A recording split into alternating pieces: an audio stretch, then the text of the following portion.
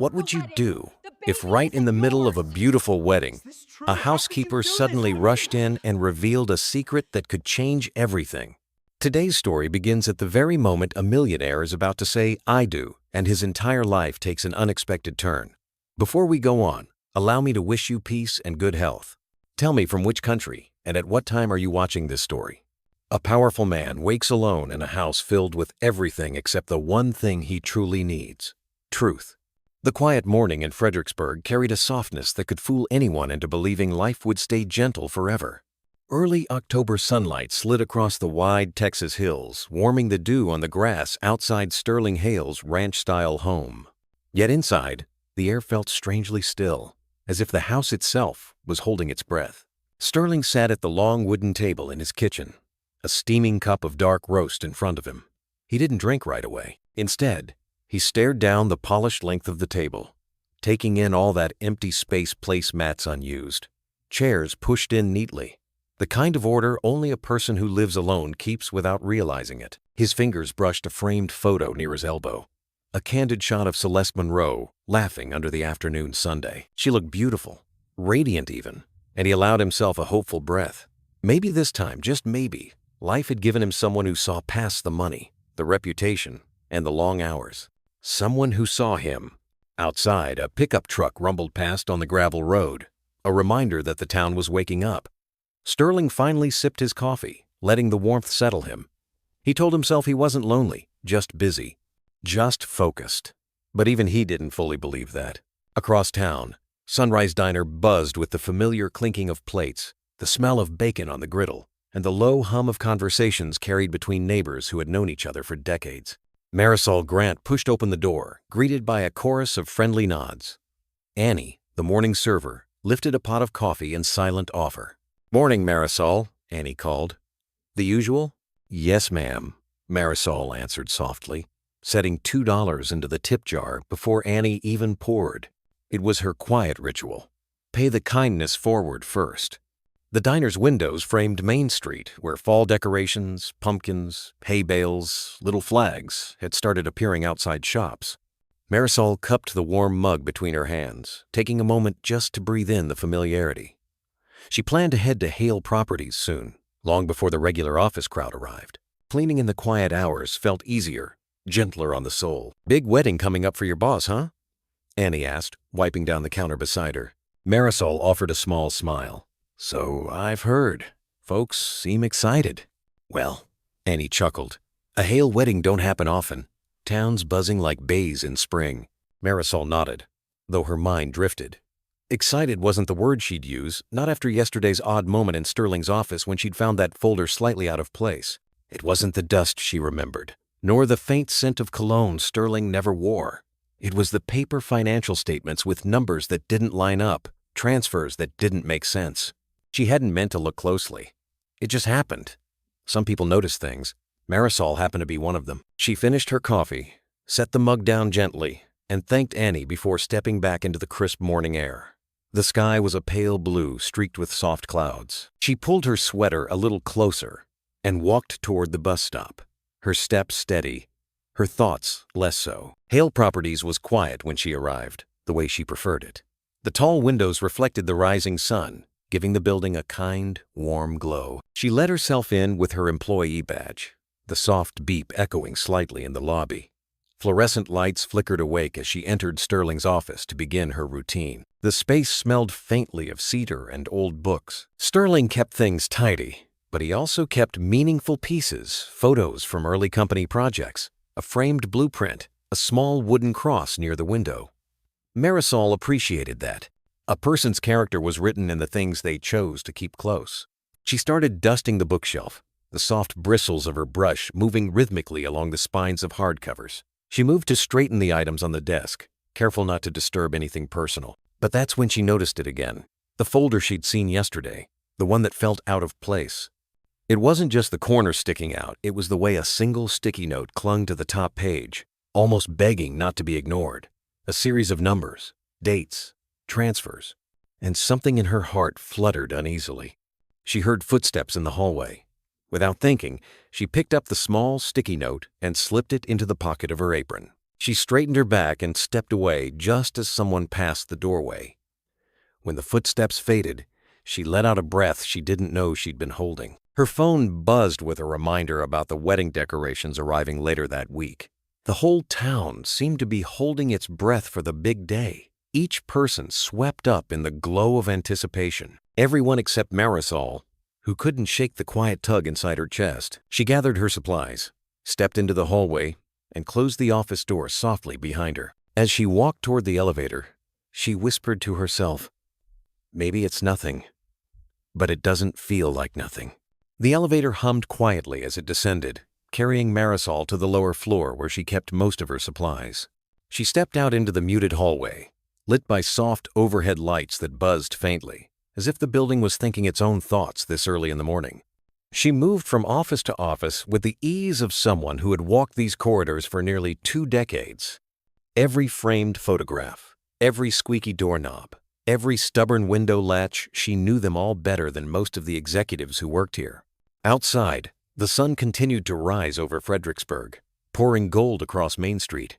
Trucks pulled into parking spots, the bakery started setting out fresh kolaches, and the smell of warm cinnamon drifted through the cool air. People who'd known each other for generations called out greetings as they passed. It was the kind of town where strangers became familiar simply by walking the same sidewalks long enough. By the time Marisol stepped out for her break, Wyatt Briggs was coming up the steps, balancing a bag of breakfast tacos in one hand and a stack of folders in the other. He nodded when he saw her. "Morning, Miss Grant," he said, his voice low and friendly. "Sterling's in early today. Big day of meetings. You doing all right?" "Yes, Mr. Briggs," she said in her usual calm tone. "Just getting the office ready."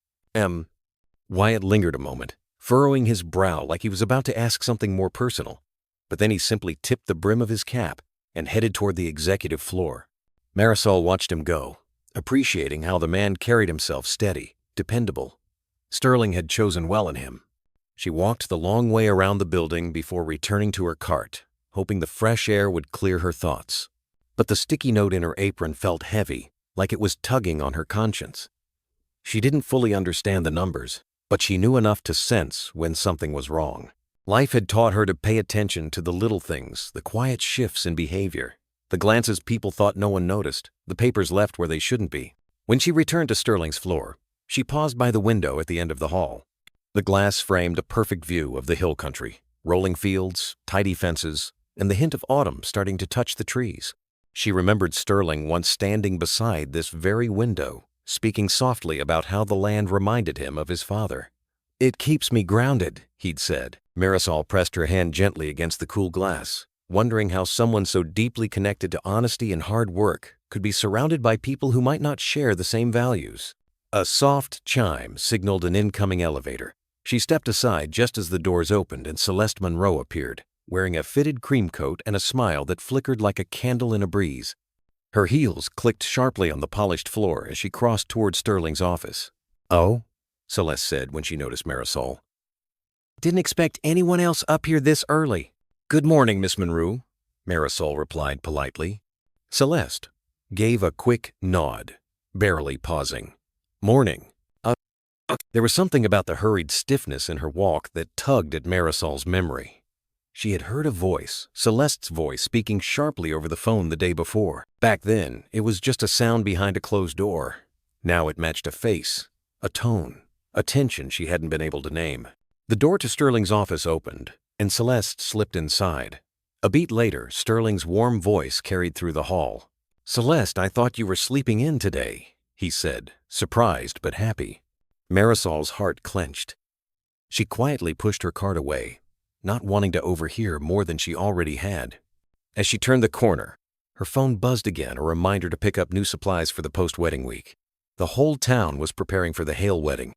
Everyone seemed to believe it would be a celebration of love and stability.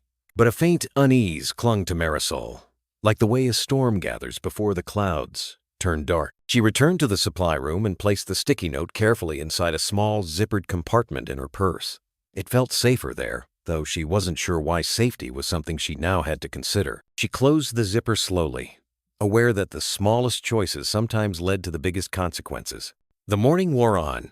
People arrived, phones rang, keyboards clacked, and Marisol blended into the familiar rhythm of her day, silent but observant. Yet beneath every step she took lay the quiet question she hadn't asked aloud. She finished wiping down the lobby desk, straightened her shoulders, and started gathering her things to move on to the next floor. The building felt louder now, fuller, but somehow colder, too. She walked toward the exit, her shoes thudding gently against the tiled floor, and as she passed the large glass doors leading to the outside steps, she whispered once more, almost instinctively, "Maybe it's nothing, but it doesn't feel like nothing." The sticky note in Marisol's purse felt heavier than it had any right to be. All morning, every time she bent down to empty a bin or wipe the fingerprint smudges from a conference table, she felt it resting there like a pebble pressing through thin cloth. It wasn't the kind of thing most people would lose sleep over. But Marisol wasn't most people. She'd spent her life paying attention to small signs, little details that hinted at bigger truths. And today, those truths felt closer than ever. The sun had risen fully now, spilling bright light across Hale Properties' facade. Fall in Fredericksburg had a way of sharpening colors. The orange pumpkins outside storefronts looked brighter, the sky clearer, the shadows longer. By the time the afternoon rolled around, the building carried that warm glow unique to Texas autumns, the kind that didn't quite cool the air but softened its edges. Inside the glass-walled meeting room on the second floor, executives shuffled their papers and whispered about schedules while waiting for a late afternoon briefing. Marisol moved quietly among them, wiping surfaces, collecting leftover cups, and doing her best to blend in as she always had. She preferred it when people didn't pay her much mind. It allowed her to do her work in peace, but today, even as she tried, her thoughts kept circling the strange tension she'd been noticing. Through the open door, voices drifted from the hallway, one soft, one sharp. Celeste Monroe appeared first, her heels tapping in a quick, controlled rhythm that suggested a person trying very hard to stay composed. The glow she carried yesterday seemed dimmer today. She walked ahead of Nolan Pierce, who followed with a tablet tucked against his side, jaw tight as though caught in some conversation he'd rather escape. Celeste's voice lifted slightly as they approached. "I don't want to discuss this here," she whispered, but it wasn't as soft as she probably intended. Nolan hissed back, "We don't have time to wait. The transfer." The moment they stepped through the doorway, he stopped mid-sentence. The room went silent. A few executives exchanged glances, unsure if they should pretend they hadn't heard anything. Celeste smoothed her hair, straightened her shoulders, and shifted into the polished version of herself, the one Sterling adored. Marisol kept wiping the table corner, careful not to look up. But Celeste's eyes slid toward her, assessing cool. Celeste cleared her throat. "Apologies for the interruption," she said to the room, though her gaze stayed fixed on Marisol for a beat too long. Then she crossed the space with effortless poise, her perfume trailing in a way that felt strangely invasive, like a whisper meant to linger long after she'd gone.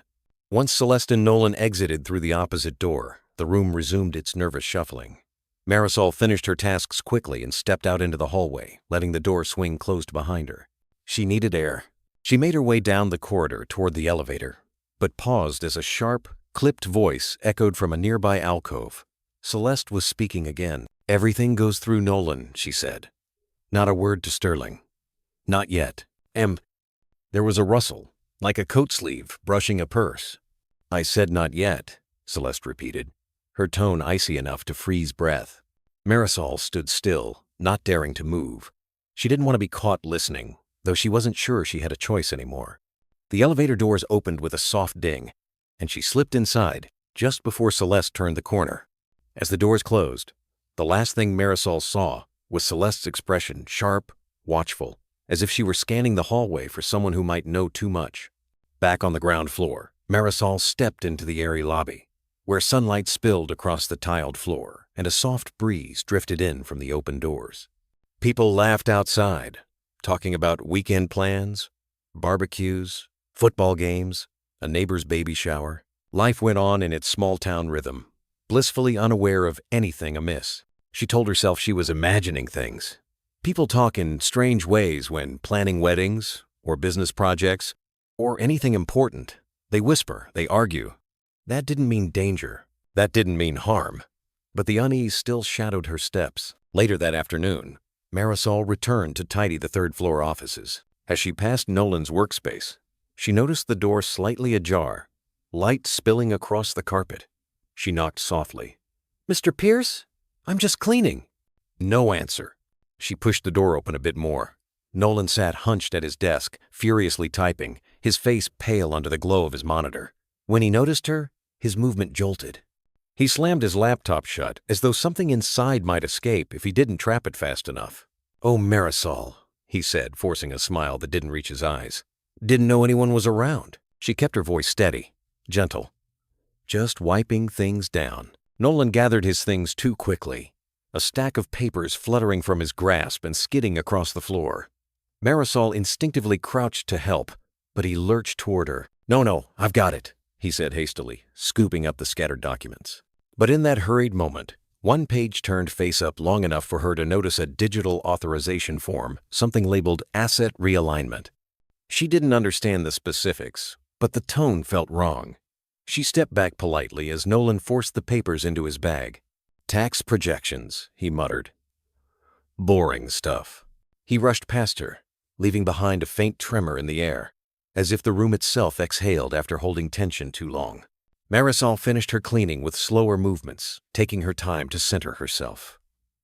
The day felt heavier now, like each passing hour layered another thin veil of worry over the last. She wished she could push the feeling away.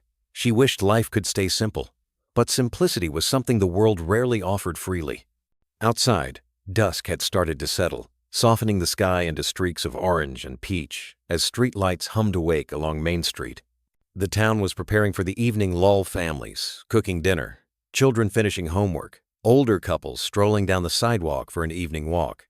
Marisol stepped out of the building and let the cooler air wrap around her. She inhaled deeply, grounding herself in the familiar sense of fall, the faint sweetness of baked goods drifting from the nearby bakery, and the distant laughter of neighbors greeting each other by name. For a moment, she allowed herself to pretend the day was normal, that she was just tired, that there were no secrets hiding beneath office lights.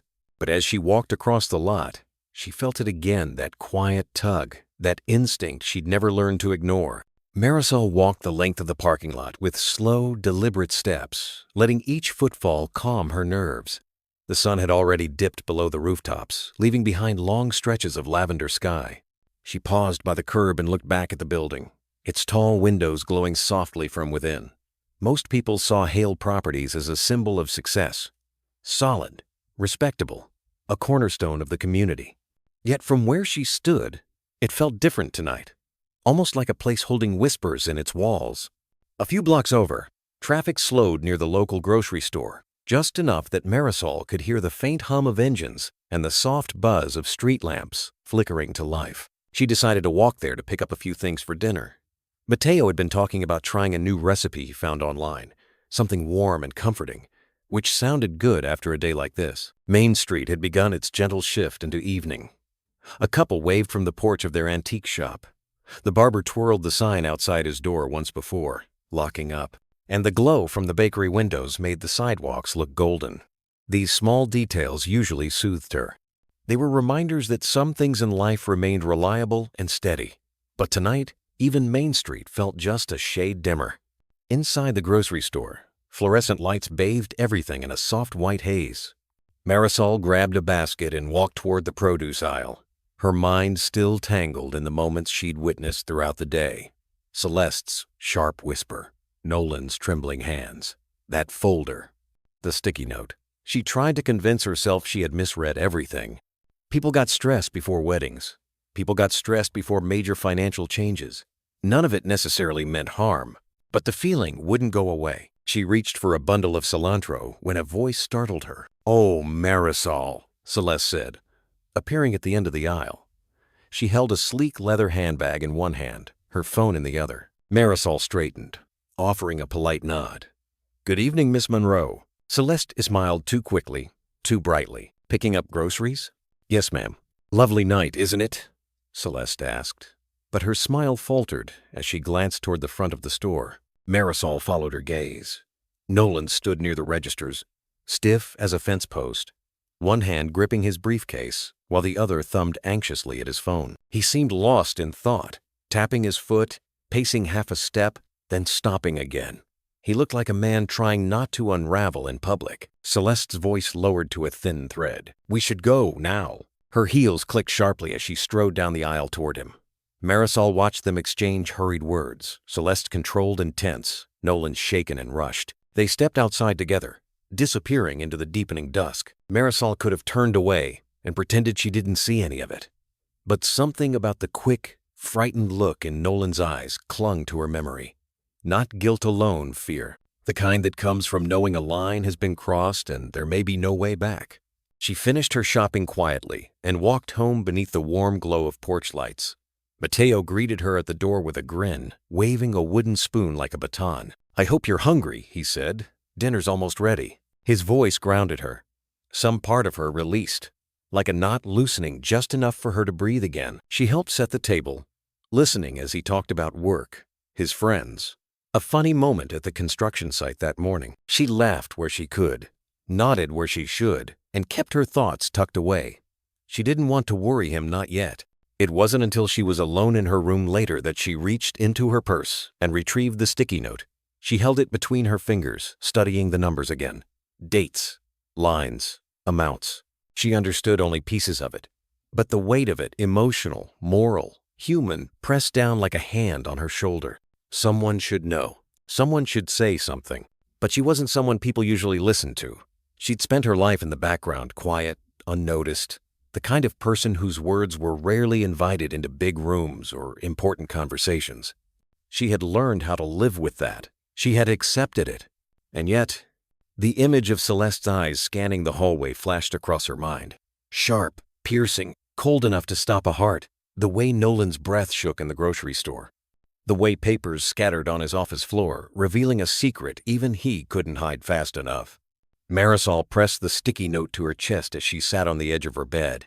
The room was dim except for the soft glow of a lamp by the window, where sheer curtains swayed gently in the night breeze.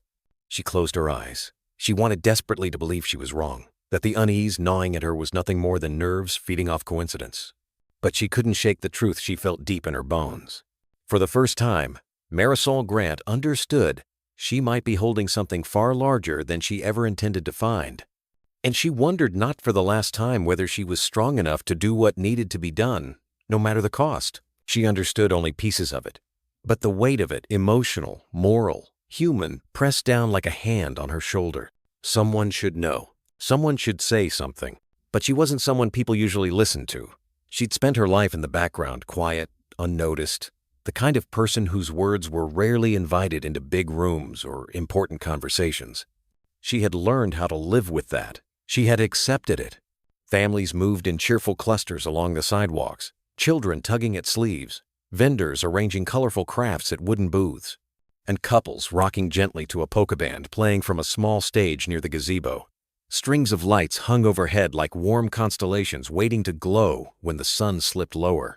The festival had always been one of Marisol's favorite traditions, simple, lively, full of the small-town charm that made her feel safe. But not today. Today, her thoughts clung to numbers on a sticky note, hushed conversations behind half-closed doors, and the tension in Nolan's voice. The contrast between the town's joy and the weight she carried inside made everything feel slightly out of tune, like music played on a string stretched too tight. Mateo walked beside her, hands tucked into his jacket pockets. He glanced at her now and then, sensing something was off, though she hadn't shared the details. "You sure you're feeling all right, Abuela?" he asked gently. "Yes, my Joe," she said, brushing her hand over his arm. "Just thinking too much." He smiled, nudging her shoulder lightly. "Well, Oktoberfest is the perfect place to forget thinking." She tried to smile back. Maybe he was right. Maybe this afternoon could give her mind a moment of peace. They approached a booth featuring hand-carved wooden ornaments. The vendor greeted them with a cheerful, "Howdy, folks," offering samples of roasted nuts.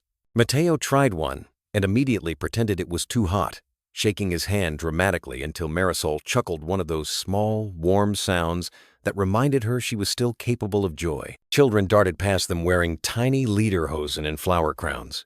A group of seniors gathered near a bench, clapping along to the music, some moving their feet as if their bodies remembered steps from decades ago. It was the kind of scene that softened even the heaviest heart. Marisol wandered toward a row of knitted scarves, admiring the soft patterns of copper and cream. But before she could reach out to touch one, something collided gently with her hip. A little girl, no older than 6, looked up at her with wide hazel eyes, her face flushed from crying. The child clutched a worn photograph in her hand, fingers curled tightly around its edges. "Oh, sweetheart," Marisol murmured, crouching down. "Are you lost?" The girl nodded, her small chin trembling. Marisol offered a soft smile, the kind reserved for moments when a child needs calm more than answers. "It's all right. We'll find your parents. Are they nearby?" The girl didn't speak. Instead, she lifted the photograph. Marisol's breath caught. The picture showed a younger Celeste standing beside Senator Alden Monroe, father and daughter, outside a building marked with the words Ethics Investigation Office, 2017. The senator's hand rested on Celeste's shoulder, but her expression was fragile, uneasy, almost haunted. Marisol's fingers hovered over the photo without touching it. She didn't want to frighten the child or damage the worn edges. "Where did you get this, sweetheart?" the girl whispered. "She said not to show it, but you look kind." A soft wind rustled the leaves above them. The festival noises blurred for a moment, like the world had stepped back to give Marisol room to breathe or to panic. Mateo approached from behind, noticing the worry etched on her face. "Everything okay?" Marisol nodded gently, though the motion felt heavy. "This little one's lost. Let's help her find her mom." It took only a few minutes of weaving through the festival crowd before a frantic woman rushed toward them, relief flooding her face as she scooped the girl into her arms. She thanked Marisol profusely, pressing a hand over her heart the way mothers do when fear meets gratitude. The vendor greeted them with a cheerful, "Howdy, folks," offering samples of roasted nuts. Mateo tried one and immediately pretended it was too hot, shaking his hand dramatically until Marisol chuckled one of those small, warm sounds that reminded her she was still capable of joy. Children darted past them wearing tiny lederhosen and flower crowns. A group of seniors gathered near a bench, clapping along to the music, some moving their feet as if their bodies remembered steps from decades ago. As the girl and her mother disappeared into the festival crowd, Marisol swallowed hard, feeling the earth shift beneath her sense of normalcy. This wasn't nothing. This was something, and she knew it now, with absolute certainty. Marisol stood still for a long moment, the noise of Oktoberfest rising and falling around her like a tide that no longer reached her feet. She turned the photograph over gently, half expecting more clues scribbled on the back dates, names. Anything but the paper was blank except for the thumb-worn smudges where the little girl had held it tightly. The image on the front was enough. Celeste's tense shoulders, Senator Monroe's stiff smile, the bold letters above them. It carried the weight of a history carefully tucked away, now returned to daylight by accident or fate. Mateo watched her closely. "Abuela," he asked quietly, "you sure you're all right?" She nodded, slipping the photograph into her purse with slow, deliberate care. "Yes, mijo. Let's walk a little." They moved through the festival. Though the colors now felt sharper, the music louder, each sound hitting her senses differently than before. A brass band played a cheerful tune near the square, and people clapped along, joyful and unaware of anything unusual. Children painted pumpkins at a long wooden table. A pair of older veterans chatted beneath a tent, selling homemade pickles. Life went on, simple and warm. But for Marisol, warmth felt a step farther away. The weight of the photo pressed against the fabric of her purse, as if reminding her that she was no longer carrying only her wallet and house keys.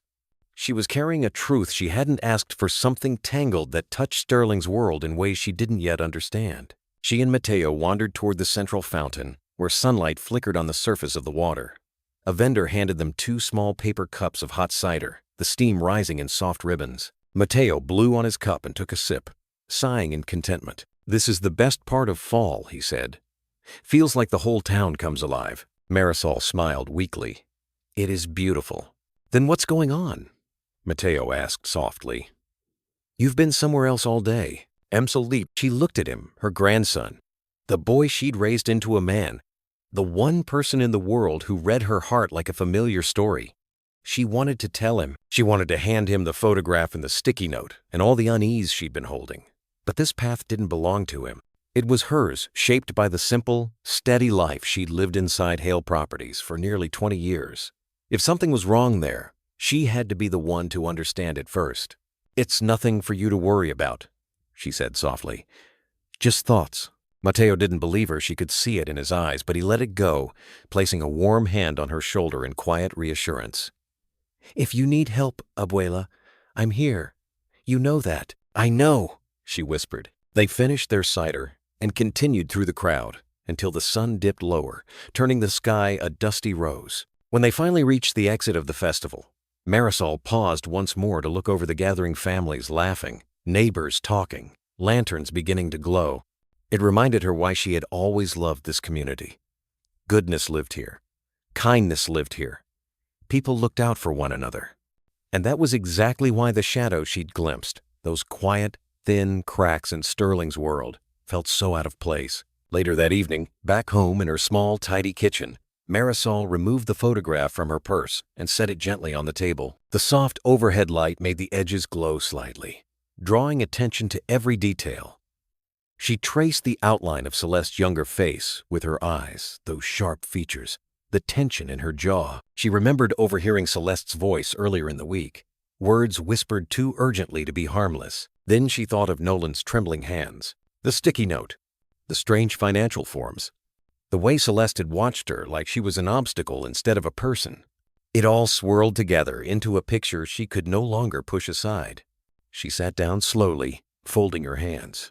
A tiny part of her wished she could unknow everything, return to peaceful routines, wipe down desks, and organize supply closets without this heavy knot tightening in her chest.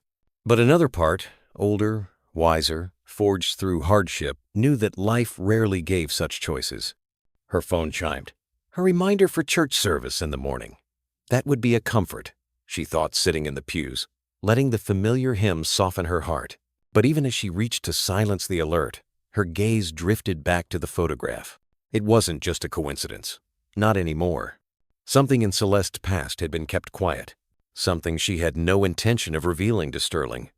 And somehow, without seeking it, Marisol had been handed the first thread of a story, waiting and needing to be unraveled. She rose from her chair, switching off the kitchen light, and let the house settle into its nighttime hush. The air was cool, calm, the way small Texas homes often felt after sunset. Still, despite the quiet, she sensed a shift in the air, as if the truth long hidden had begun to stir at last. And Marisol Grant, steady and humble and gentle-hearted, found herself standing closer to that truth than she ever expected. Night settled softly over Fredericksburg, the quiet after Oktoberfest wrapping the town like a warm quilt. Inside her small home, Marisol turned off the lights one by one, but peace refused to settle in her chest.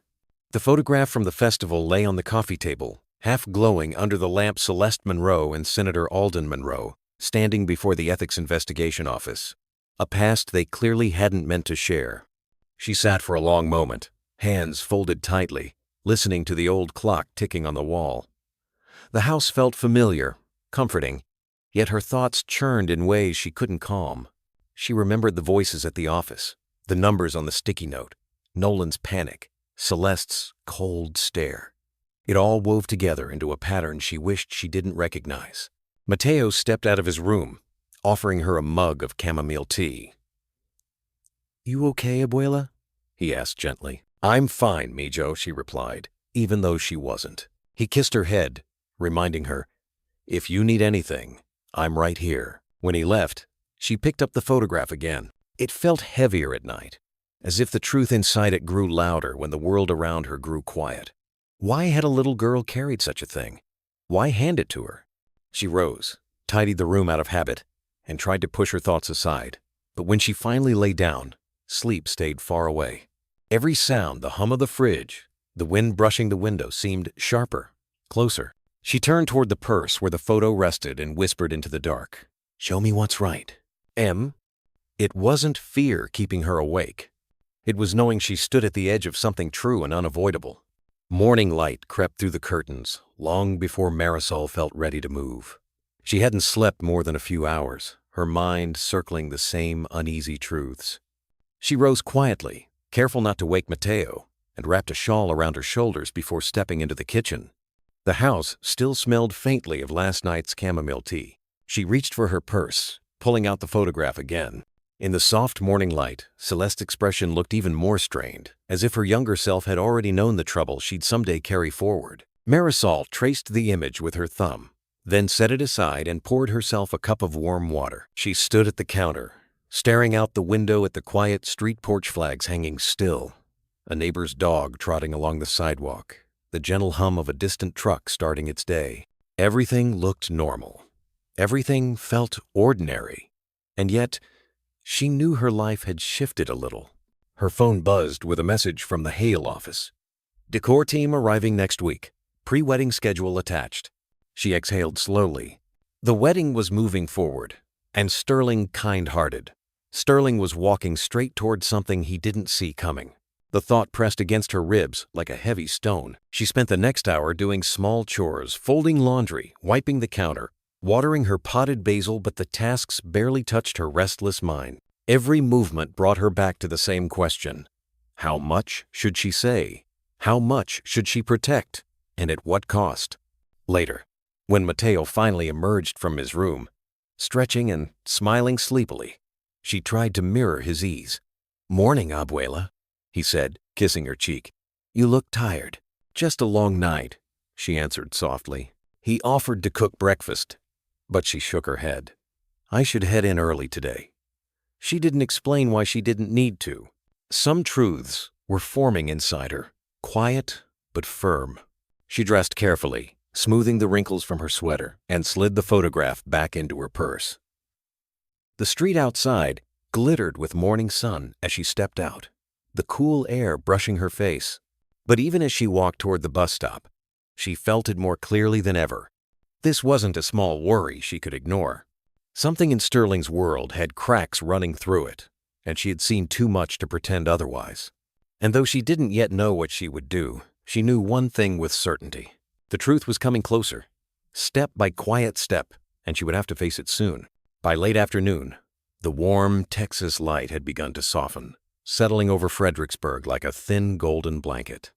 Marisol stepped out of her house with her grocery list folded neatly in her pocket, hoping a simple errand might quiet her thoughts. Yet even as she walked toward the supermarket, the photograph in her purse seemed to tug at her with every step. The parking lot buzzed with weekend energy, shopping carts rattling, families loading bags into trunks, laughter spilling from a group of teenagers near the entrance. But one figure stood sharply apart from that easy rhythm. Celeste Monroe paced beside her black SUV, phone pressed tightly to her ear. She wasn't smiling. She wasn't performing. Her voice cut through the warm air like a thin blade. "I told you the transfers happened the morning after the wedding," she snapped quietly. "And I'm not backing out now." Marisol slowed her steps, instinct urging her to turn away before she heard too much. Celeste continued pacing, hand trembling slightly, as she pressed her fingers to her forehead. She didn't look like a bride preparing for a joyful celebration.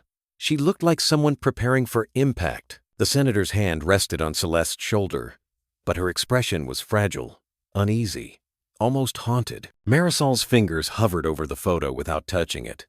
She didn't want to frighten the child or damage the worn edges. "Where did you get this, sweetheart?" the girl whispered.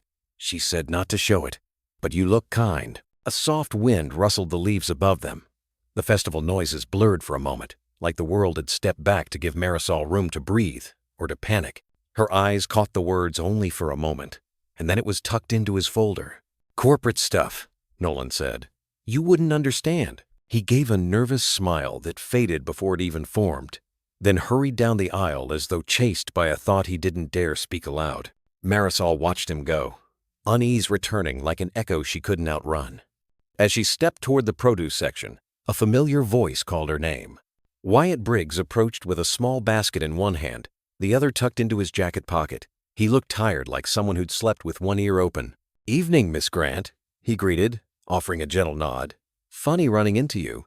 She tried to smile. "Just picking up a few things."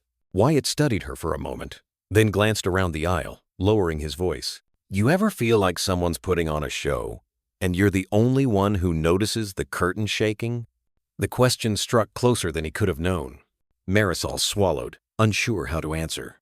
But this time, instead of hiding behind a polite nod, she let the truth flicker in her eyes.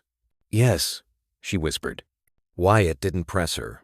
He simply nodded once slow, knowing, and moved on, leaving behind a quiet reassurance that she wasn't as alone in her worries as she thought. Still, as Marisol continued through the store, her steps felt heavier. The sticky note, the photograph, Celeste's voice, Nolan's panic, all of it layered into a truth she could no longer ignore. She clutched her basket a little tighter, whispering to herself, "He never signed this, did he?" Marisol finished her errand quickly, moving through the aisles with the quiet focus of someone whose mind was elsewhere entirely. Each time she glanced toward the front of the store, she half expected to see Celeste or Nolan again, those tense shoulders, that frantic energy, but they were gone. Outside, the evening sky had turned the color of soft peach, and long shadows stretched across the pavement. She walked slowly through the parking lot, grocery bag in hand, letting the warm breeze brush against her face. Yet peace refused to settle. Her thoughts kept circling the same troubling images. Celeste pacing by the SUV, Nolan's trembling hands, Wyatt's worried eyes. She stopped beside a row of shopping carts, her breath catching when she noticed a detail she had missed before. In Nolan's scattered papers, one line at the bottom of the form had shown a signature line. A very specific one. Sterling Hale. She knew his handwriting, years of straightening papers in his office had etched his signature into her memory. But the one she glimpsed today, it wasn't his. The realization struck her deep, quiet, and cold. Marisol placed her groceries in the back seat of the car Mateo borrowed on weekends and stood still, letting the truth sink in.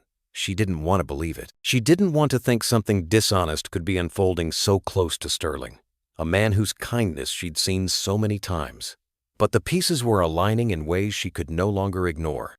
A gust of wind pushed a few dry leaves across the pavement, scraping softly. It was the only sound in the moment, yet it felt loud. Marisol closed the trunk gently and leaned against it, steadying her breath. "Senor Hale," she whispered under her breath. "Do you know what's being done in your name?" A memory from earlier floated back Wyatt's quiet question in the aisle. "Someone's putting on a show, and you're the only one who sees the curtain shaking?" She hadn't wanted to see the curtain at all, but now it was wide open. As she slid into the driver's seat, the last colors of daylight reflected off the windshield, casting a warm glow across her hands. She gripped the steering wheel, her heart tightening with a mix of fear and responsibility. No one had asked her to carry this truth. No one expected her to notice. But she had, and she could feel that. Noticing it came with a cost. The engine hummed softly as she started the car. She pulled out of the lot slowly, watching the supermarket shrink in her rearview mirror. Yet the unease didn't stay behind it, followed her home, sitting silently at her side like a shadow she could no longer outrun. And beneath that growing worry lay a single, undeniable truth. He never signed this, did he? The night before the wedding arrived quietly, settling over Fredericksburg with a soft glow that made the hill country seem almost gentle enough to soothe any troubled heart. Sterling's ranch house looked warm from a distance, its windows spilling golden light onto the gravel path. Inside, a small gathering of staff and close friends moved through the living room, enjoying simple food, light conversation, and the easy comfort of working beside a man they genuinely respected.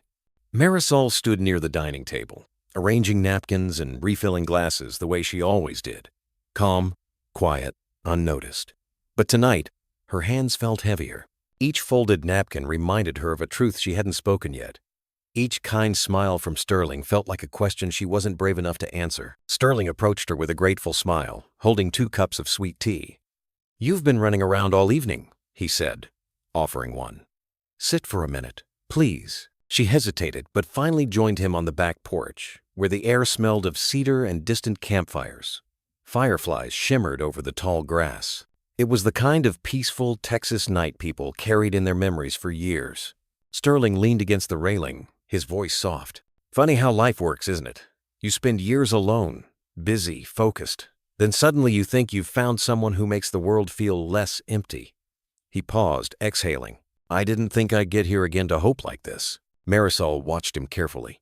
His eyes weren't shining with excitement the way grooms-to-be usually look. They held something gentler, older, a quiet longing for stability, trust, and companionship. It made her chest tighten.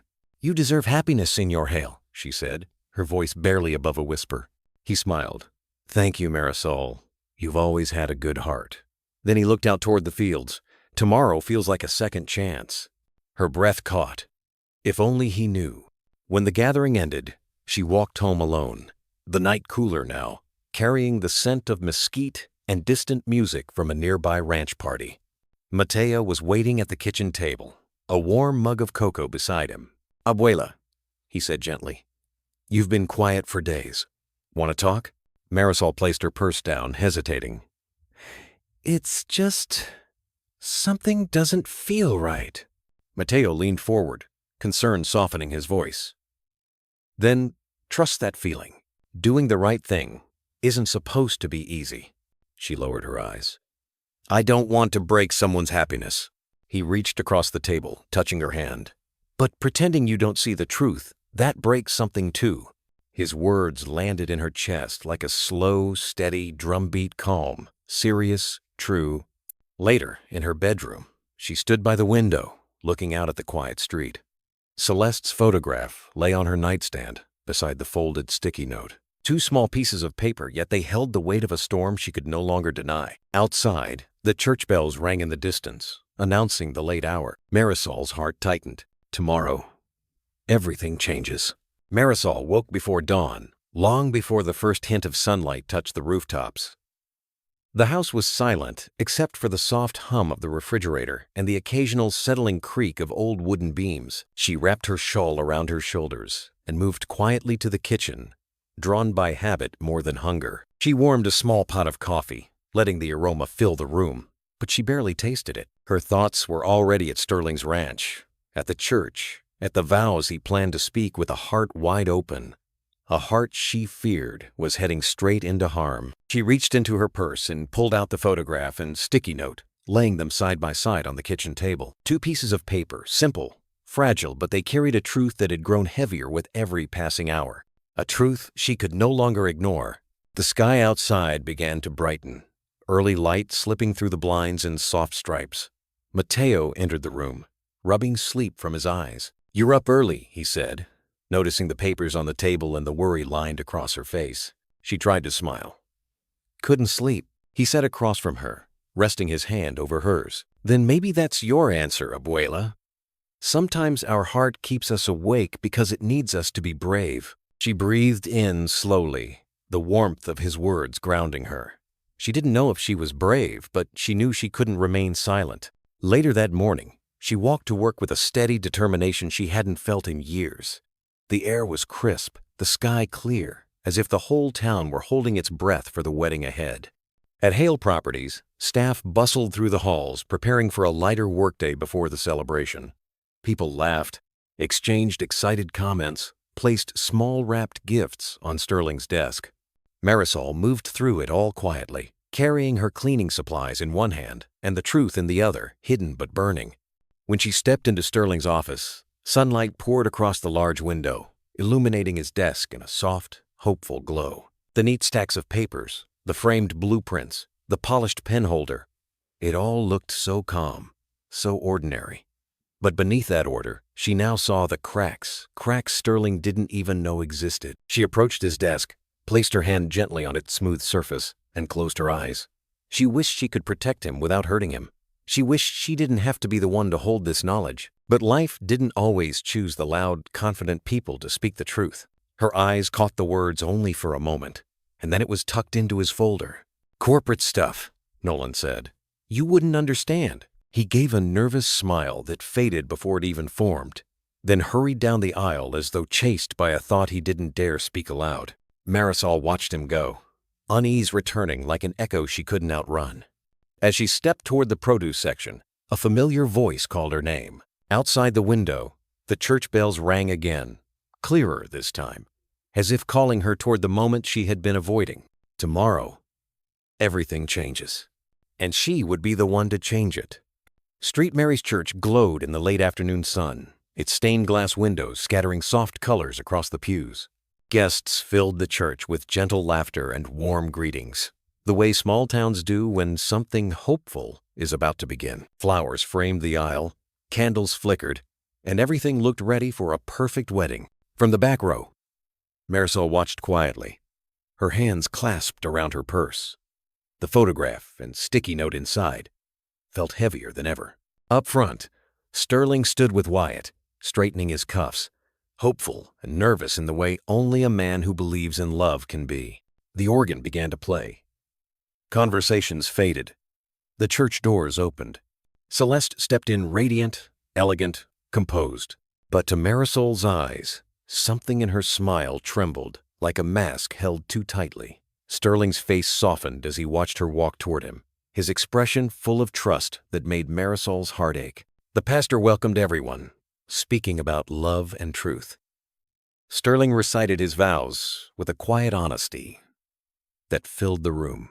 "I never thought I'd find someone who makes the world feel less lonely." Marisol felt the words cut through her. Her breath shook. "Het is zo'n lange woede" rose like a teed inside her. The pastor turned to Celeste. Before she could answer, Marisol rose. Her steps were slow, almost reluctant, but steady. Guests turned in confusion, whispers spreading through the pews. Sterling looked startled. Celeste's face went pale. Marisol reached the aisle, voice trembling but clear. "Sterling, I'm so sorry, but you need to know the truth." The entire church fell silent. For a moment, no one in Street Mary's moved. The candles flickered, the organ fell silent, and Marisol stood alone in the aisle, trembling but unwilling to step back. Celeste's eyes narrowed, her mask cracking just slightly. Nolan, seated near the middle pew, shifted in panic, gripping the edge of the bench as if ready to bolt. Marisol opened her purse with unsteady hands and held out the folded photograph and the copied transfer form. Her voice was soft, but it carried through the stunned stillness of the church. These weren't meant for him to see, but he deserves the truth. Wyatt took the papers first. His jaw tightened as he read, then passed them to Sterling with a solemn nod. Sterling stared down at the forged signature, his signature but not in his handwriting, then at the photograph of Celeste and her father outside the Ethics Investigation Office, his face drained of color. "Celeste," he whispered, wounded more than angry. "What is this?" Celeste's breath shook. She doesn't know what she's talking about. But Nolan suddenly stood, panic overtaking caution. "Celeste, we can't keep lying." Wyatt stepped forward, blocking the side door just as Nolan tried to slip away. Gasps spread through the pews. The pastor lowered his Bible slowly, sorrow in his eyes. Sterling looked at Marisol, confusion and hurt swirling across his face. "How long have you known?" Marisol swallowed hard. "Long enough to know you deserved honesty." "I'm so sorry for the pain, but not for telling you." Celeste's facade crumbled at last.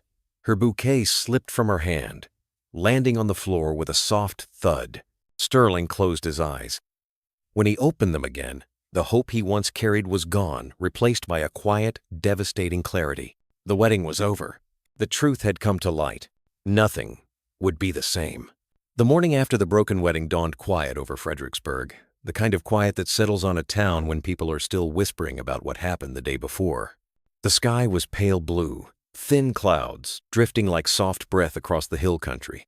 But for Sterling Hale, the world felt heavier than any sky could hold.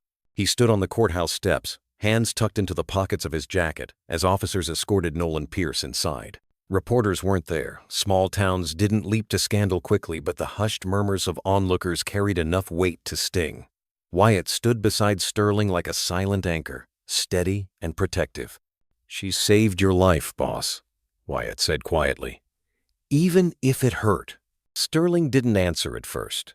His eyes stayed fixed on the doors Nolan had just disappeared through, as if trying to understand how betrayal had been living in the same rooms he trusted. After a long breath, he nodded. "I know," he finally said.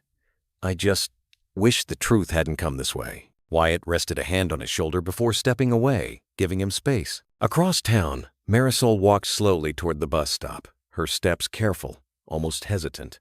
She had spent most of the night awake, praying for guidance, for strength, for Sterling's heart. Telling the truth had been necessary, but necessary didn't always mean easy. She knew she had brought pain, and she carried that knowledge tenderly, like holding a fragile cup in both hands. When she reached the ranch later that afternoon, the house felt different, not broken, just quieter, as if absorbing the shock Sterling couldn't yet express. She knocked softly on the frame of the open front door. Sterling sat by the fireplace, elbows resting on his knees, staring into the flames. He didn't turn right away when she entered, but he didn't ask her to leave either. She approached slowly, stopping a few steps behind him. "I came to see if you were all right," she said gently. For a long moment, the only sound was the crackle of burning cedar. Then Sterling exhaled a breath that sounded years old. "I trusted her," he whispered. "I trusted them both." Marisol lowered her gaze. "I'm sorry for the pain this caused you."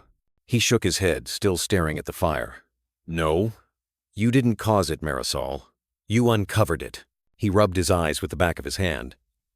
"Truth hurts, but lies destroy." She felt her throat tighten. "I wish I'd found a kinder way." "There was no kind way," he said softly. "Thank you for being brave when I couldn't see what was in front of me." The fire popped, sending a small spark upward. Marisol stepped closer, resting a gentle hand on the back of a nearby chair. "You're not alone in this, Senor Hale," she said. "You still have people who care, people who want what's right." He nodded slowly, finally lifting his eyes toward hers. The sorrow was still there, but beneath it, faint, fragile, lived the beginning of clarity. Outside, the wind rustled the oaks that lined the ranch, scattering early autumn leaves across the porch. It was a quiet sound, but full of life, as if the world was reminding him that even after a storm, the air eventually clears. Sterling leaned back in his chair, voice low. "Marisol, what do I do now?" And for the first time since the church doors closed, she felt the light of hope flicker gently in the room. Marisol didn't answer Sterling right away. She walked to the window beside him and pulled the curtain slightly, letting more afternoon light spill into the room. The ranch outside was calm fields stretching quietly toward the horizon, fence posts lined with drifting shadows. A peaceful place, still standing, even after yesterday's storm. "You start small," she finally said. "You breathe, you rebuild piece by piece, and you don't do it alone." Sterling listened without looking up, his hands clasped together like he was holding onto something fragile. "I don't know how to begin again," he murmured. Marisol gave a faint smile. "Most good beginnings don't feel like beginnings at all. They feel like surviving the night and choosing to open the door when morning comes." Ugh. He looked at her then, really looked, and something in his expression softened. Not healed, not fixed, but softened enough to welcome the idea that life hadn't ended at that altar. A knock at the door drew both their attention. Mateo stepped inside, holding 2 takeout bags from the local diner. "Thought you both might need a little company," he said, offering a small, hopeful grin. "And some warm food. No one should eat alone today." Sterling let out a sound that was half laugh, half sigh. "Thank you, Mateo. Really." They ate together at the long kitchen table. Nothing fancy, just sandwiches, fries, and the comfort of 3 people choosing to sit close instead of far apart. Sterling spoke little, but the silence wasn't lonely. It was the kind that lets grief settle without taking over the room. When the meal was done, Mateo gathered the wrappers and stepped outside to take a call. Sterling remained at the table, turning a paper napkin slowly between his fingers. "Marisol," he said, his voice low, "I'd like you to stay on, not just as staff. I want you to help me rebuild things. The company, the trust, everything." He paused. "You saw the truth before anyone else." Marisol touched his arm gently. "I only did what was right. And that's exactly why I need you," he replied. The weight of his words lingered warmly between them. Later, as Marisol prepared to leave, Sterling walked her to the porch. The sun was dipping behind the hills, painting the sky in soft shades of amber and rose. The cicadas had begun their evening chorus, humming through the trees like a familiar lullaby. "Thank you," Sterling said quietly. "You saved me from a life built on lies." Marisol shook her head. "No, Senor Hale. I simply held up the lantern. You're the one who chose to see." He smiled, small, tired, but real. As she stepped off the porch and started down the path, a gentle wind swept through the oaks, rustling the leaves around her. For the first time in days, the weight on her heart felt lighter. Not gone, but transformed, like something painful finally allowed to breathe. Behind her, Sterling remained on the porch, watching the sky shift from gold to blue, knowing a new chapter awaited him. Not the one he planned, but perhaps the one he needed, built on truth, gratitude, and the quiet courage of the woman who refused to look away. And as the evening settled over the hill country, both of them carried the same quiet understanding. Sometimes the hardest truths are the ones that save us. In the quiet after everything had unfolded, when the dust of truth finally settled, what stayed behind was not the sting of betrayal, but the gentle strength of people choosing to stand beside one another. Sterling found himself rebuilding his life with steady hands, and Marisol, soft-spoken but brave, became the lantern that helped guide him through the dim places. There was something tender in the way the ranch felt that last evening, as if the whole place exhaled and welcomed a new beginning. And in that calm, a simple truth came forward. Families aren't always built from vows or blood. They're formed in the quiet moments when someone chooses kindness over silence. Like the soft glow of a porch light on a Texas night, unconditional goodness can change the direction of a life, even one that feels broken. Love, forgiveness, and the courage to start again are gifts meant for everyone, no matter where they've been.